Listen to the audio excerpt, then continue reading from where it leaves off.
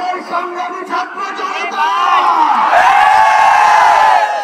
সেই শাহবাগের মঞ্চ থেকে আমাদের লড়াইয়ের চূড়ান্ত ভাবনা ছুড়ে আজ আমরা অনেকটাই বিজয়ী হয়েছে সেই শাহবাগের মঞ্চে আবার এসে জড়ো হয়েছি।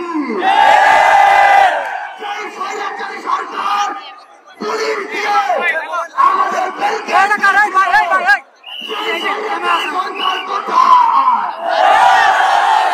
সেই পুলিশ কোথায় দিতে চাই বাংলাদেশের ছাত্র জনতাকে ব্যারিকেড দিয়ে আটকে দেওয়া সম্ভব নয়। যদি আটকে দিতে চান গদিতে আগুন জ্বলবে।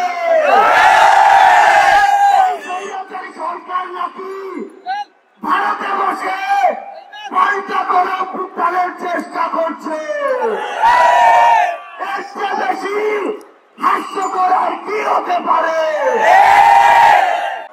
পাল্টা করে অভ্যুত্থানের চেষ্টা করে থাকেন তাহলে আপনাদের গায়ে মারা জানাজা পড়ার লোক খুঁজে পাবেন না। আমরা যখন রক্ত দিতে শিখেছি তখন আপনাদের মতো ফ্যাসিস্টরা আমাদের লোক পর্যন্ত স্পর্শ করতে পারবে না।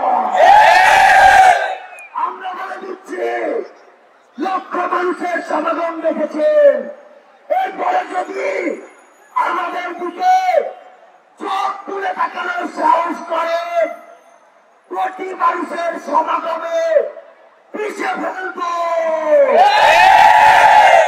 আমি স্পর্শ করে বলে দিতে চাই, এই বাংলাদেশ 16 বছর পরে স্বাধীনতার যে নতুন মুখ দেখেছে, সেই মুখের দিকে কেউ যদি নজর দেওয়ার চেষ্টা করে তাহলে তার জায়গা আমাদের এই বাংলাদেশে হবে না।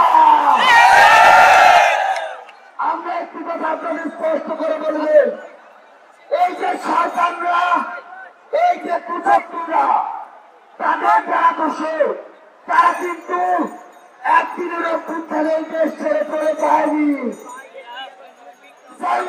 রহমানের মতো ভণ্ড সেজে লুকিয়ে আছে আমাদের আশেপাশে।